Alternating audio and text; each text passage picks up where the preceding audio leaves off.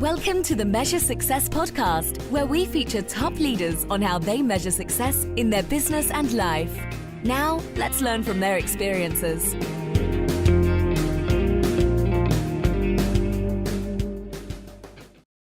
Carl J. Cox here. I'm the host of the Measure Success podcast, where I talk with top leaders about effective strategies that inspire success. This episode is brought to you by 40 Strategy. 40 Strategy is built to make strategy work for small to medium-sized businesses and organizations by designing world-class strategic plans, but more importantly, help keeping them accountable to actually get it done. Go to 40strategy.com to learn more. We're really excited. My book, Lost at CEO, is released. It's a bestseller, and we encourage you to go out and take a look. It is available on all the major areas, Amazon.com, BarnesandNoble.com, as well as Audible. So go out and take a look at that, and I'm sure you'll enjoy the book. And we would also appreciate your Amazon review on that as well. We'd like to give a shout out and thank you to Bob Neubauer. He is one of the most connected people in the world, and he introduced us to our guest today, who is Andy Takata. Andy has worked as a city manager with over 21 years of experience with 3 full-service cities and 2 counties. His strong experience in economic development, planning, recreation, and development. And he's also worked with municipalities, water, wastewater, and electrical utilities. He's also remembered, this was really when we talked 3 years ago when we got connected with, he actually has been a water polo official and made it all the way to the Olympics. He'll tell us more about that later on. Andy has an incredible resume we'll go through, but Andy, I would just want to welcome you to the Measure Success podcast today. Thank you, Carl. Glad to be here. Absolutely. Well, Andy, it was fun. Once again, it was 3 years ago when Bob introduced us, and immediately that was actually soon thereafter where we actually started our podcast. And from that experience, I was like, gosh, I got to have you on because your story is pretty remarkable in so many different ways. But why don't you share with us what has been keeping you busy most recently in terms of your vocation and occupation? Well, recently I've been working for the city of DuPont as the city administrator. So that's been almost 5 years now. I think I met you a couple years after I had started, and I had retired previously, and I still had that fire in me that I still wanted to do something that I thought was productive, and that's why I went back to work. So a lot of people don't know what a city manager is. So give us some more detail, because in my experience with city managers, you are one of the busiest group of people and servants to a community to help make sure that things actually work. So describe the difference. Like, for example, a lot of people think, well, there's a mayor, right? And the mayor is leading it. But the reality when it comes to getting things done, there's a city manager who's behind it all. Right. So why don't you describe in a little bit more detail what that is for those who aren't familiar with it? So there's mainly 2 types of governments for local governments. One is the council mayor form of government, then the council manager form of government. So the council mayor form of government usually is one where the mayor is directly elected, and in small cities, usually they're part-time and they hire a COO who basically runs the city and makes all the decisions, but he has to be involved as far as at least a phone call, et cetera, et cetera. Council manager form of government, the manager actually is the CEO of the city, but has to follow the policies of the council. The mayor acts as a ceremonial mayor who runs the meeting and does some other things. There are some other forms of government that are a little different, but that's the major differences between those 2. So the city manager basically is the CEO and has department heads or assistant city managers that report to them for the whole operations of the city, following the policies of the council.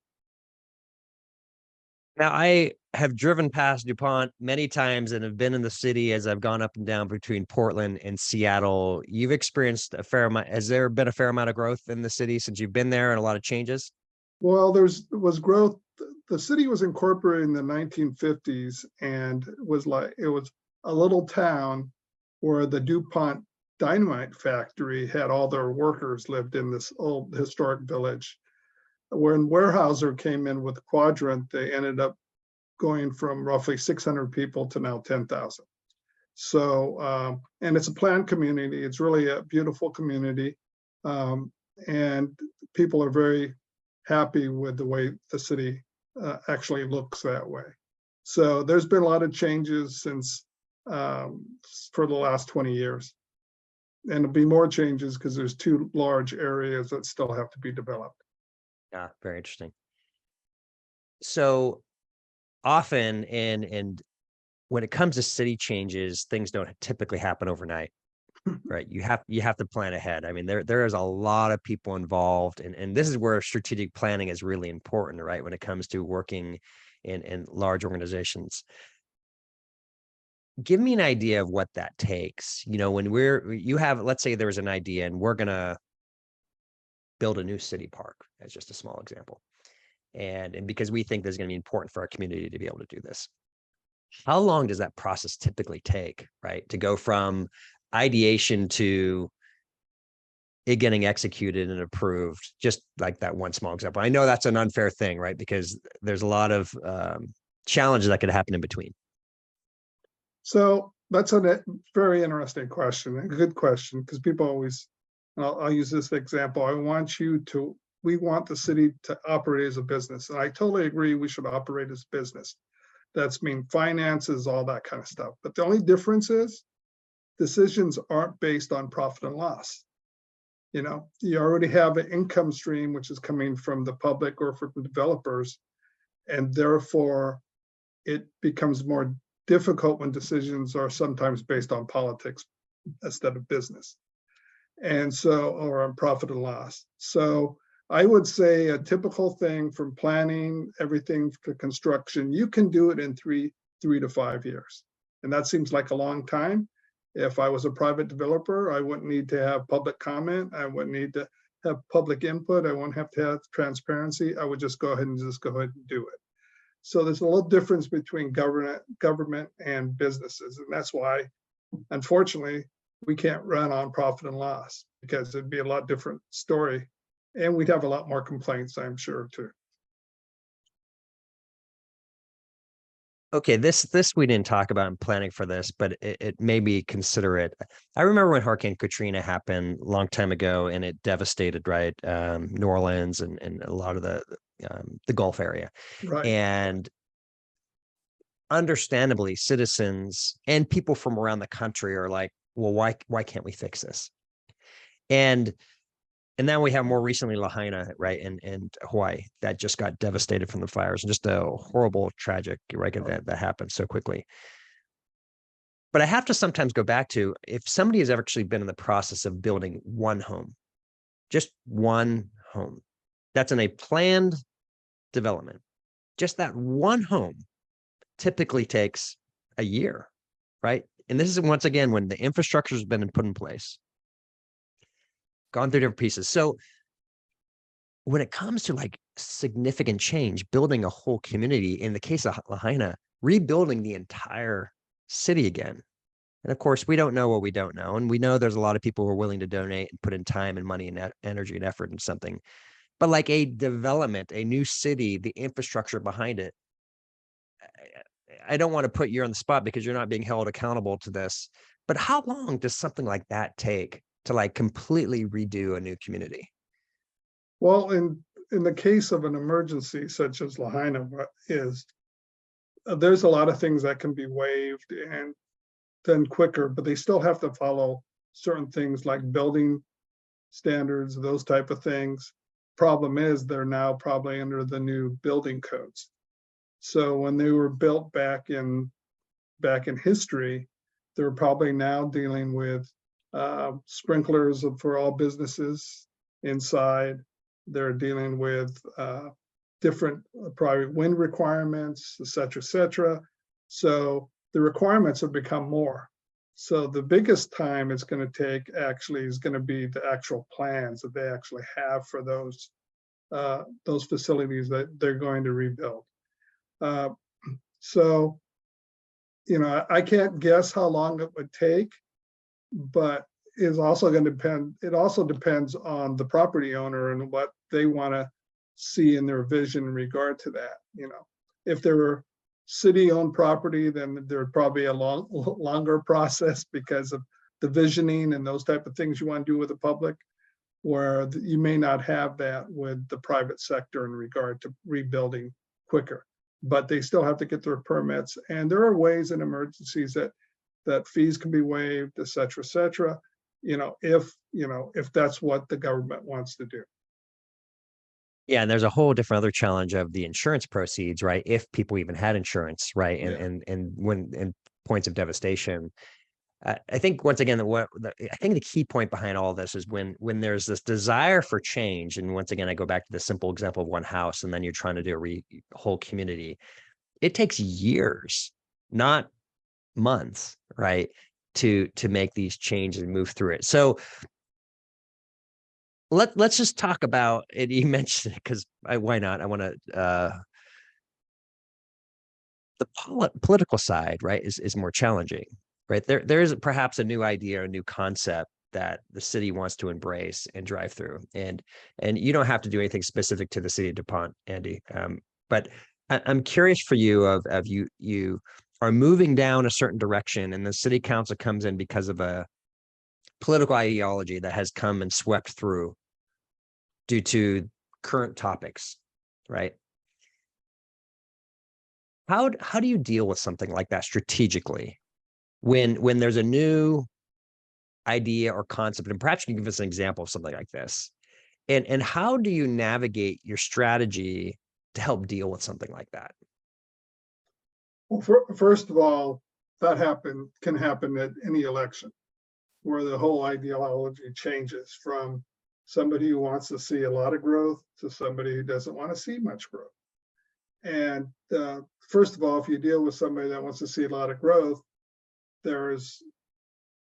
in planning, there's certain aspects that said, okay, here's the plan.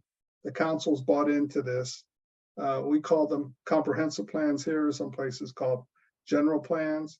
And that planning strategy is basically done for us every 8 to 10 years as far as advanced planning. Now, it could happen in every year because you have the ability to change your plan every year in Washington. So the council, if it changes ideology, it still has to deal with the current comprehensive plan.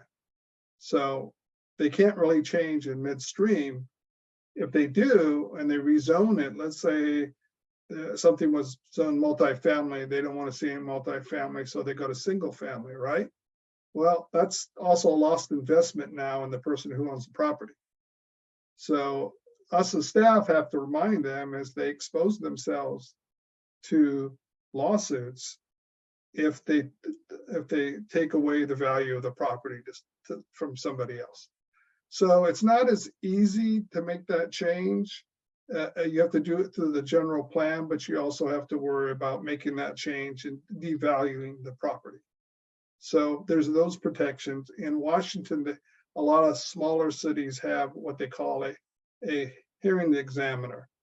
And they developed that hearing examiner here so that way that person just looks at what the comprehensive plan is and either agrees with any challenges or disagrees with any challenges.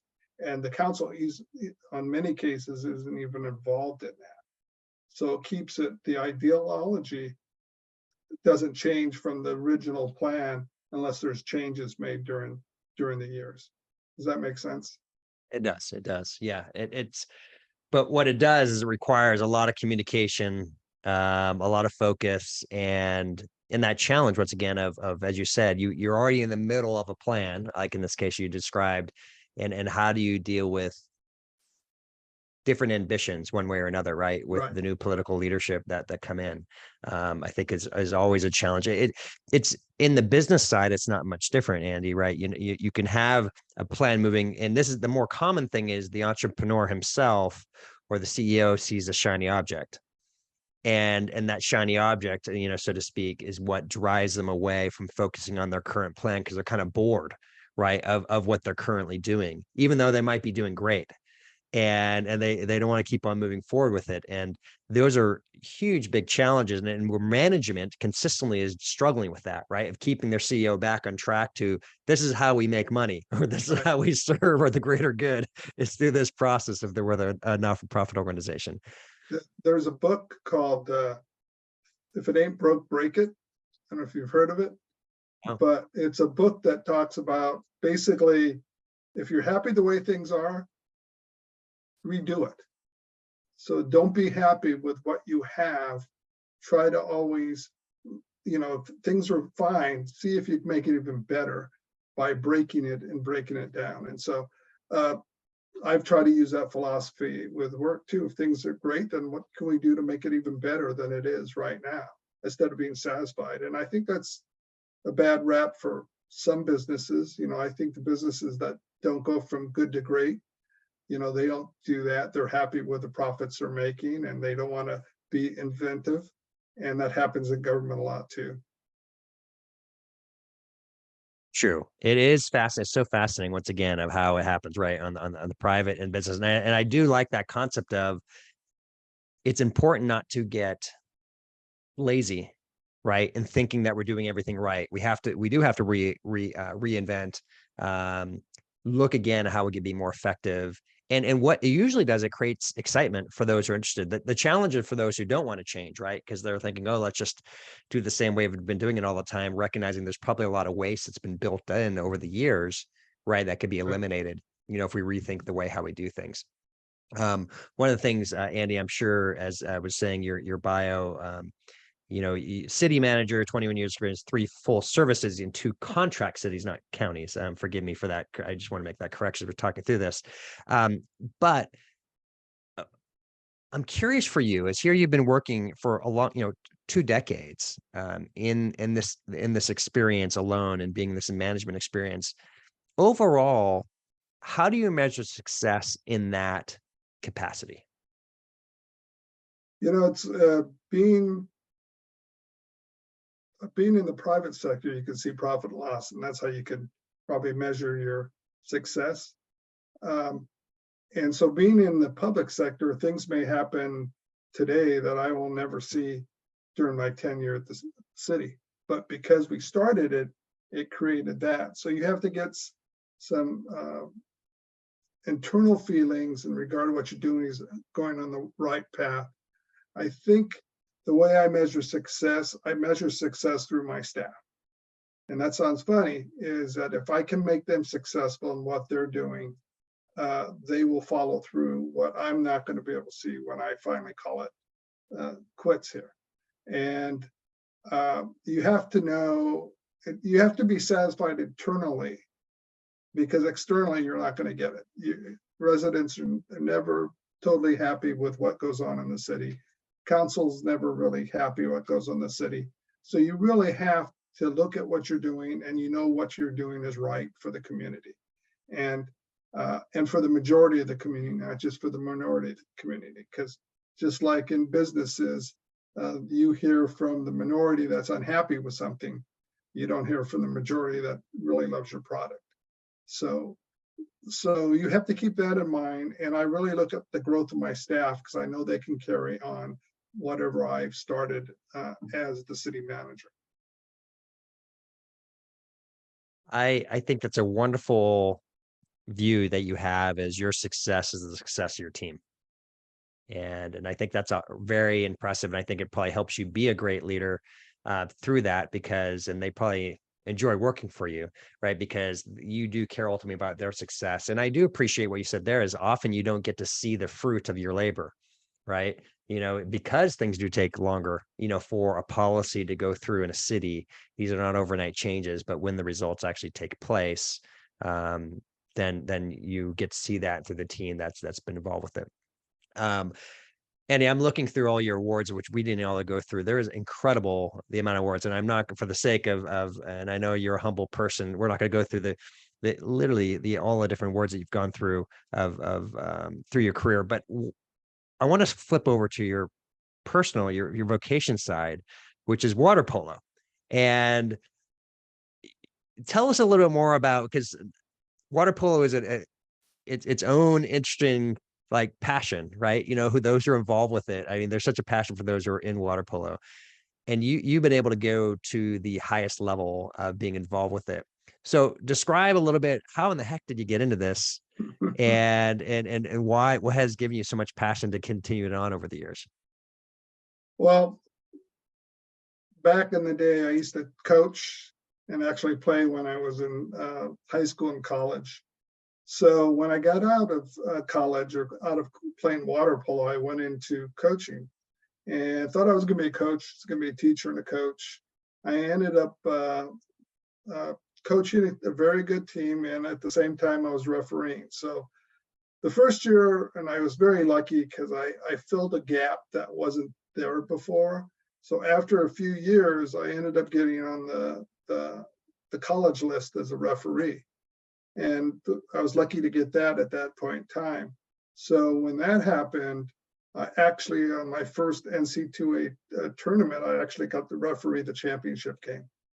So yeah, nervous kid, refereeing at the highest level in the United States was the NC2As with Stanford and Cal were the two teams.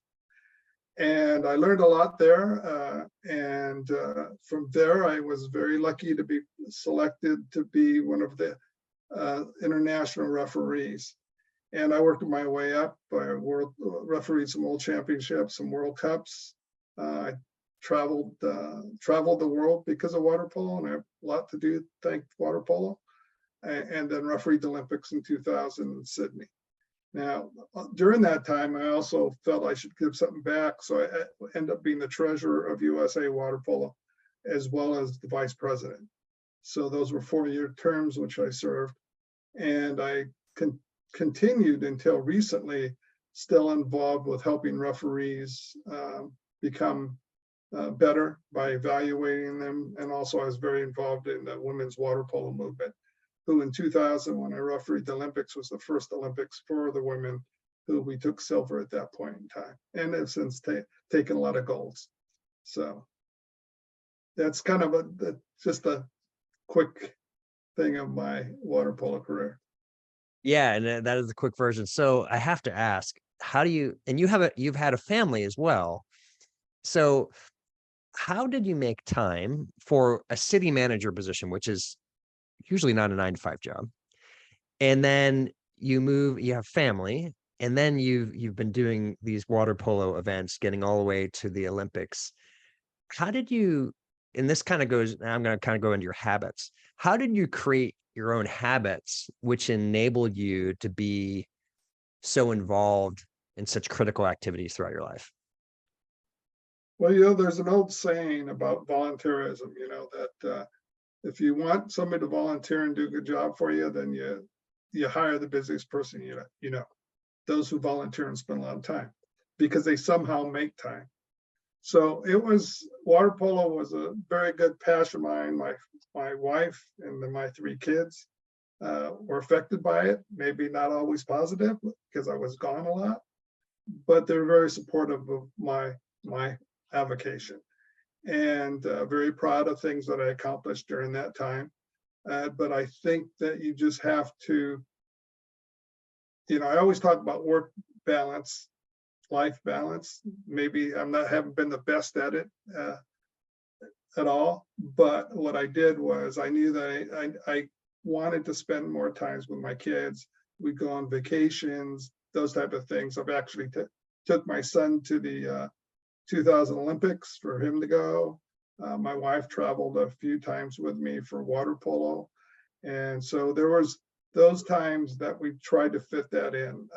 If I had to do it over again, I'd have them on every trip I could go, but that was back then, and our kids were growing up, they were going to school, and then some of the travel was during the school year. So I always brought them back something. I guess a guilt gift, I guess I will call it, but but they were, they were always in my thoughts during travel. And my wife would actually give me letters in a daily letter for me to read with her. And of Sweet. course, I called back, whenever I could in regard to that. And you don't just sit around and referee one game. There's all these social things you have to attend in regard to that. So referees actually internationally are treated better than they are in the United States. Interesting. That is very interesting. I want to dive back into, because you kind of glossed over it of, well, I just found ways to, I'm already was a busy, successful person. I just found a way to make more time. But what type of habits did you create so you can actually make that happen, right? You know, if you've got to be on top of things to be able to make sure you're getting things done at work, and then in the evenings or wherever it may be, you know, travel around and make that time, right, to be involved in a whole different activity. So what did you do? What specific habits did you do for yourself? You know, maybe it's just these personal daily habits you were doing. Perhaps it was more longer term habits, but how did you help make sure that you could achieve it and get those things done?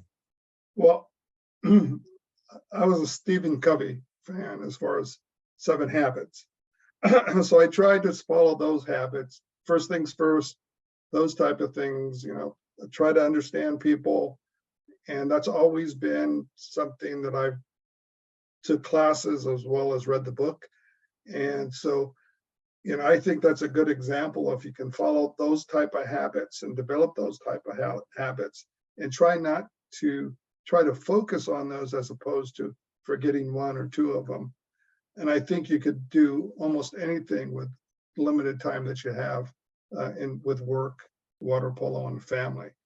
And so what's most important for that day, and get those things that are most important. Too many people put a to-do list, as they would say, and that to-do list you end up saying, boy, I haven't done anything. So I picked the low-hanging fruit, which really isn't a priority. And so you just have to be disciplined to do those type of things. I hope that answered your question. No, thank you. And I love it for a couple of different reasons.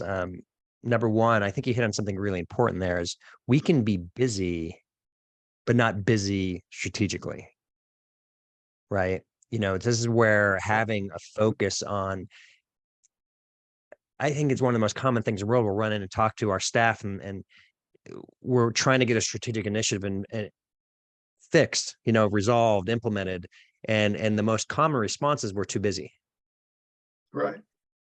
But they're busy on their normal things. They're not busy on moving things in a different direction or improving what we're doing. They're just staying busy because they don't want that to change. They're comfortable, if you may, with their current habits that they're doing. And I think that's a very important thing that you said there is making the time to focus on those things that are going to make you better, going to reduce waste, or going to create real value. I appreciate you bringing up the 7 Habits of Highly Effective People. Stephen Covey was incredible man. We just recently recorded the podcast, and it's been released for Stephen M.R. Covey. He was actually on our podcast. And what was so neat about his story is he shared about his father. And I think one of the neatest things he said was he was even a better father than he was an executive. You know, that's a profound thing. So here he was, here's these 7 things he was trying to do, right? And to proclaim, but he practiced them. He practiced what he preached, which made his message last to today, you know, and it still continues to be one of the top selling books that's out there. So it was interesting to combine that. When you would get, and perhaps when you would find yourself being distracted, perhaps with a shiny object that wasn't of value, how do you get yourself back on course? Well, that happens all the time for me as far as seeing this shiny up. Well, it depends what the shiny object is. If it's something that can make you better or your organization better, then it's okay to be distracted with that. If it's something that just is a shiny object and hey, that's neat, and I think I'll just follow it. What's the other thing? Squirrel, you know, from that one movie Up, I think it was. And so if it's something that is not of value, I think you always have to reevaluate when you get distracted with something else. You're constantly reevaluating. I always tell people, sometimes I concentrate too much on things. And so therefore, when I do, I know I've got to sit back and look at the whole picture instead of just looking at this small thing. And you do that same thing with shiny objects. You get caught with a shiny object, and I always tell my staff, if you can't capture me in 5 minutes, then I'm going to look at a shiny object. So you need to be able, you have 5 minutes to capture my interest in what you want to do. So I think that if the shiny object is something that can make your organization better, it's okay to look at the shiny object. As long as you can also evaluate in 5 minutes whether it's something that's going to be useful or not. And so in 5 minutes, once you've wasted 5 minutes and it's not useful, then that's a total different story of what, that you shouldn't be distracted with that. And I think that goes with most of my work. Is I usually look at things, 5 minutes later, I make the decision if it's going to be valuable or something I need to explore more. And that's how I try to get away from the shiny object. So evaluating, making quick decisions, right? And then moving on. I think it's a difficult thing that people have as opposed to sitting on it, right? And that's, I think, where it's challenged when we have a book list of shiny objects and we can't get through because we get, it confuses our mind almost, right? Because there's so many opportunities to go through. I want to go back to the Olympics for a moment again, and you being around these world-class athletes. What did you observe? Perhaps it's a surprise, it's no longer a surprise, but what surprised you, if you may, being around so many world-class athletes and just their own mannerisms or habits? What things did you consistently they did to make sure they were performing at their best? Well, of course, they have practice, and the coaches have practice. But one of the observations that talking to the coaches is that, there was only 13 at the time, 13 people that could play in the Olympics. And when they cut somebody, the last one, the 14th person, I always wondered how they figured that out. Because, you can say, well, that's because we needed this at this time, et cetera, et cetera. And the interesting answer, you talk about habits, is that they told me the 14th person usually cut themselves.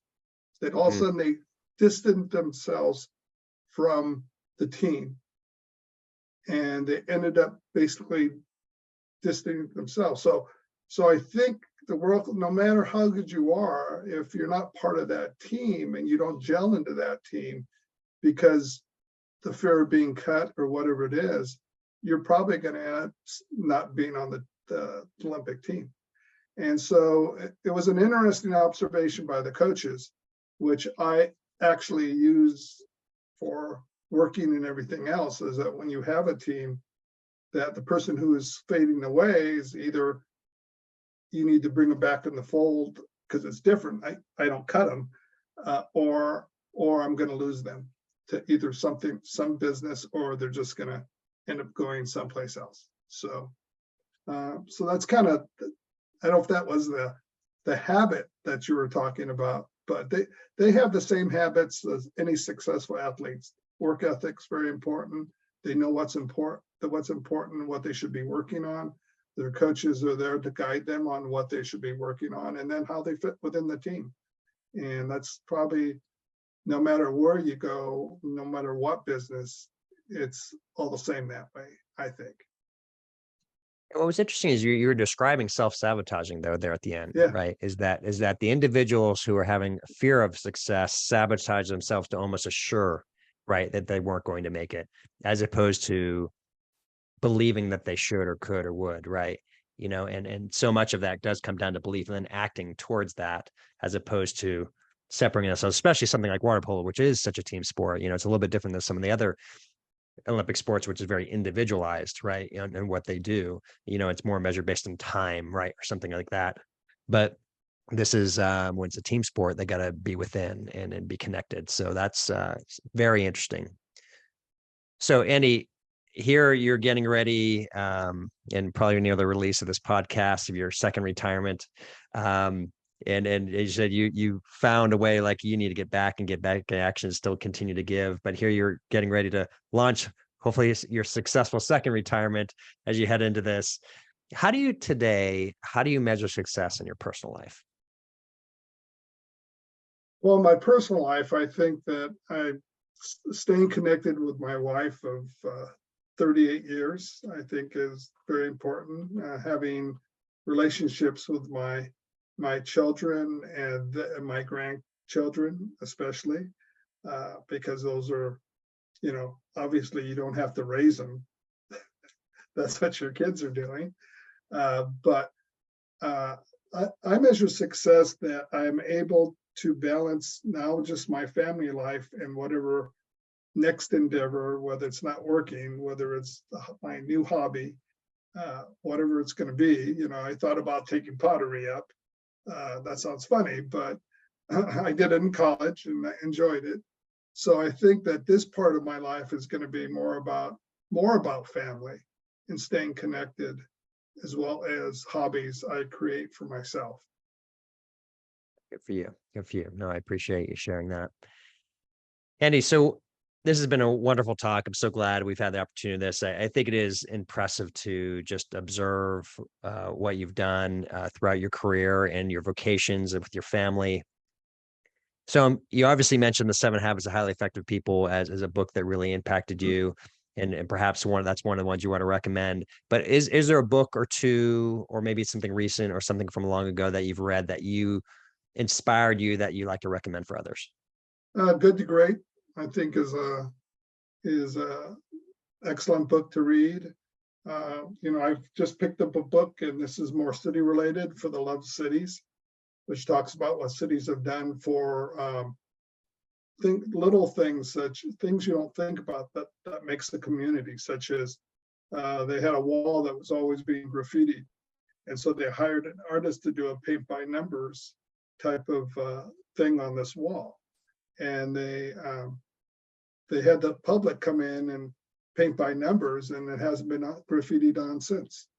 So that's a great book for anybody in government, But I think most of these, I haven't read Lost at CEO, which I'm fascinated in reading. But there's been a lot of different books that and I can't remember the names off the top of my head, but that were impressive. But I think reading is an important aspect of growth and trying to make yourself better in regard to that too. But the two books I can think of is 7 Habits, as well as Good to Great. And there's a government Good to Great too, I believe, too. So, but those are kind of my go-to books in regard to that. Lovely. Andy, how can people connect and if they want to learn more about or follow what you're doing in the future? I'm on LinkedIn.